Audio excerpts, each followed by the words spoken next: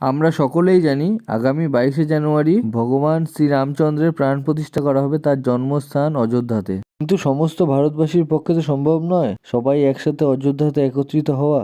দেখে নিন আমাদের প্রধানমন্ত্রী কি বলছে। अयोध्या आने का मन 22 तारीख को न बनाए। দেশের সমস্ত ঘরে ঘরে প্রসাদ পৌঁছে দেওয়ার জন্য নতুন ওয়েবসাইট চালু করলো সরকার।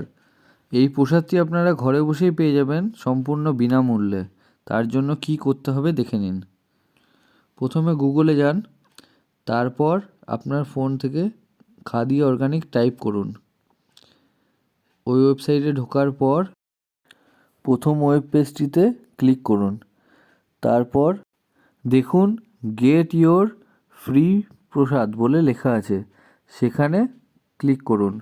তারপর কিছুক্ষণ অপেক্ষা করুন, দেখবেন আপনাকে একটা এস্টিমেট ওয়েট টাইম দেওয়া হবে, সেটার জন্য অপেক্ষা করবেন এবং নিচে দেখুন অ্যাভেলেবেল বলে লেখা আসবে।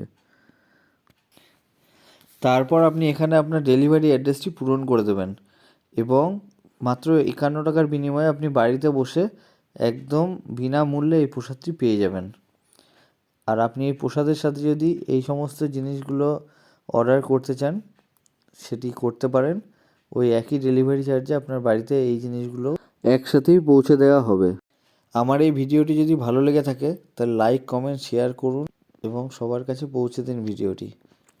এরকম ধরনের ভিডিও পেতে এবং নতুন সমস্ত আপডেটেড নিউজের জন্য আমার চ্যানেলটি সাবস্ক্রাইব করে নিন।